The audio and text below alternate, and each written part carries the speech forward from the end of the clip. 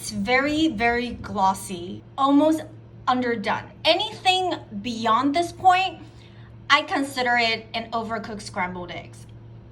Hey guys, it's Mandy from Lady and Pups.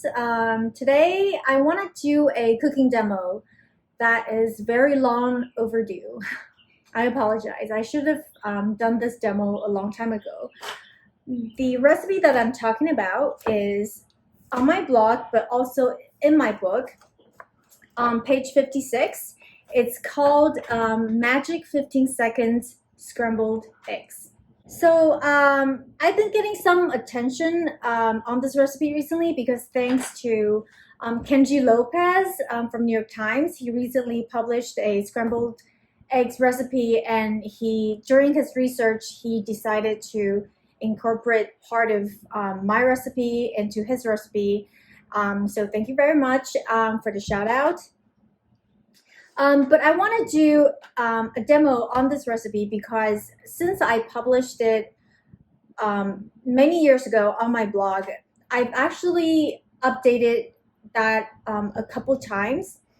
And also in the book where the recipe is already printed and I can't change how it's printed anymore, that there's actually a typo as well in the cookbook. So I should have addressed all of this a long time ago, and and today we're just gonna get all that questions over with. Scrambled eggs. Okay, so if you are serious about scrambled eggs, you probably know that the only way, or it used to be that the only way to cook a good scrambled egg is to do it very low and slow on low heat, so the eggs cooks gradually. And if you try to cook scrambled eggs on high heat, not only that the texture is not going to be pleasant, but some water may seep out of the egg once it was cooked or once it leaves the pan, and resulting in kind of this watery, all in all, just a gross mess. So what's special about this recipe is that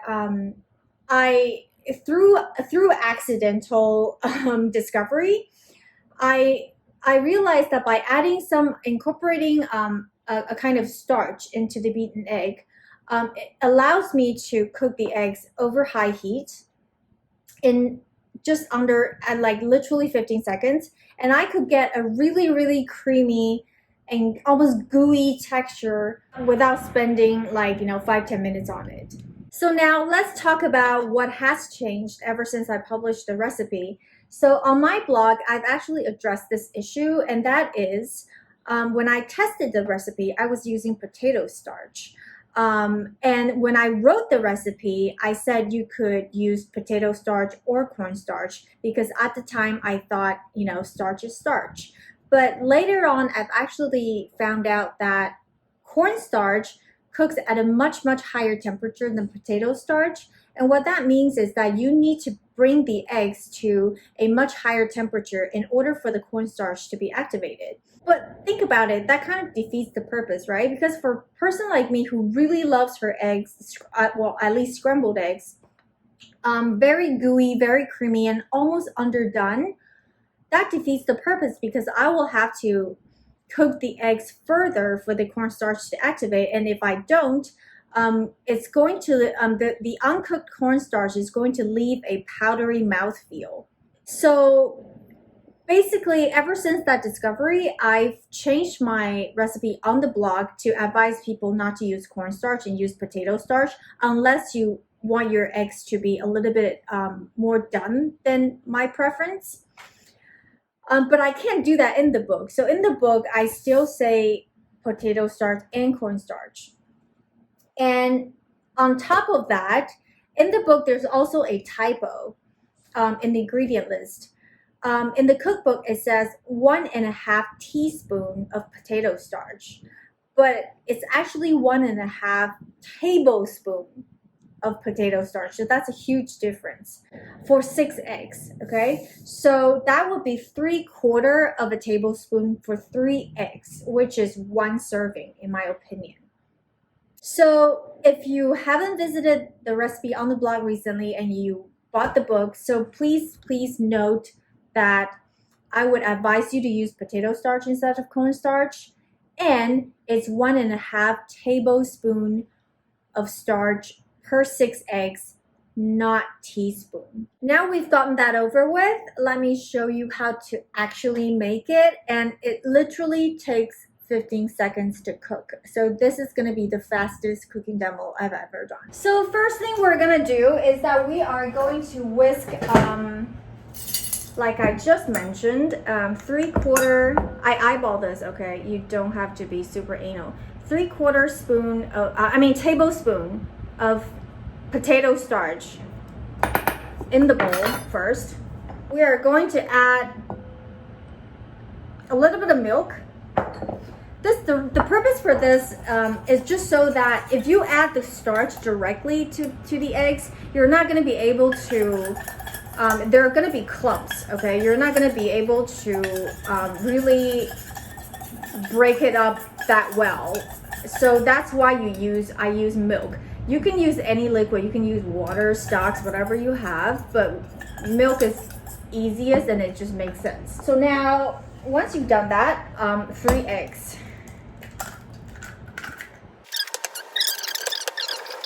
And then once you've done that, I add salt.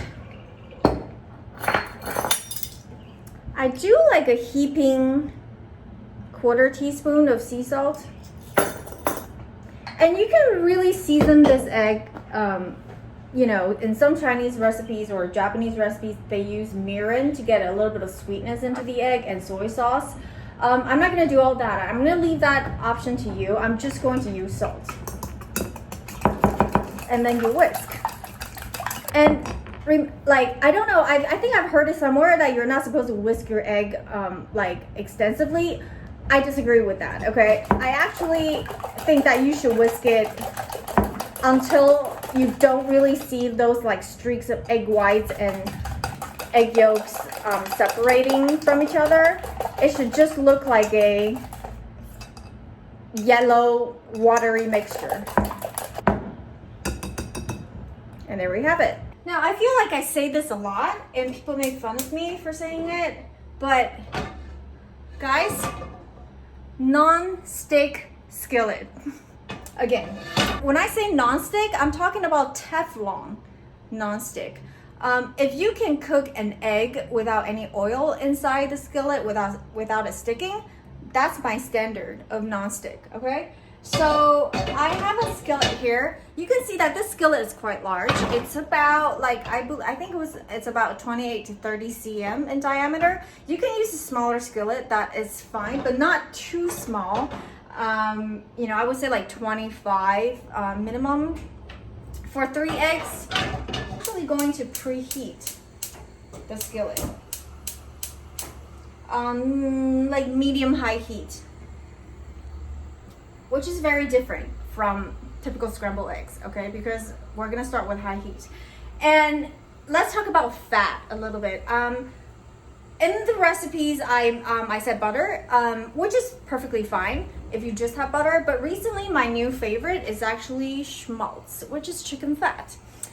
It's a lot more flavorful, and you know, coming from chicken as well, it just goes well with the eggs. So that's what I like to use. And one benefit of using chicken fat instead of butter is that I don't have to worry about it browning and discoloring the eggs.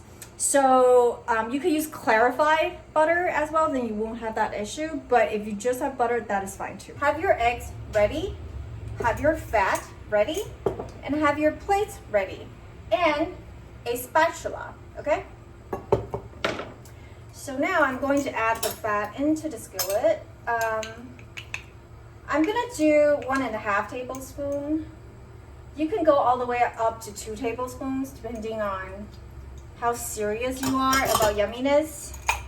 But I would not go lower than 1 tablespoon, okay? So now when your butter has melted, but before it starts to brown, it should be like, you know, kind of foaming and bubbling a little bit.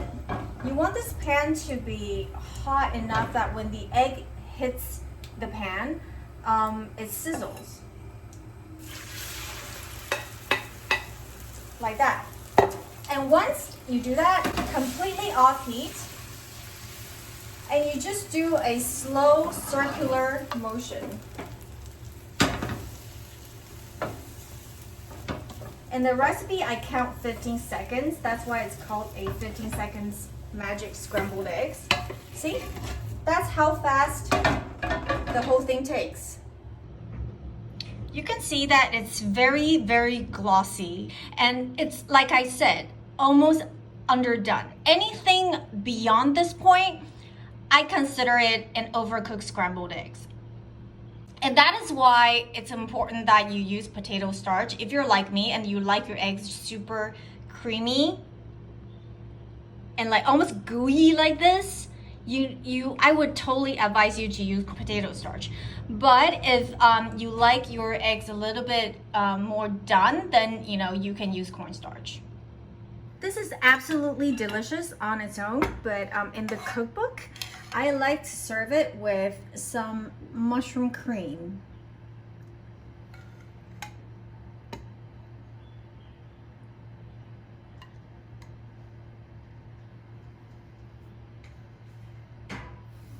I know that there may be other scrambled eggs recipe out there that you love, and I've studied Kenji's recipe as well, and I'm sure his recipe is wonderful, but I assure you that you will not be able to get a better scrambled eggs in 15 seconds.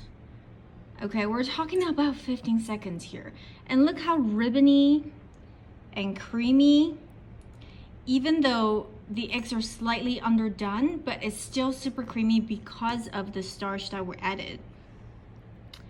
And you don't have to do this mushroom cream, obviously, but this cream on creaminess action is I love, okay? I'm actually a little bit allergic to eggs, but every time I make this, I can't help myself. This is worth having pimples over.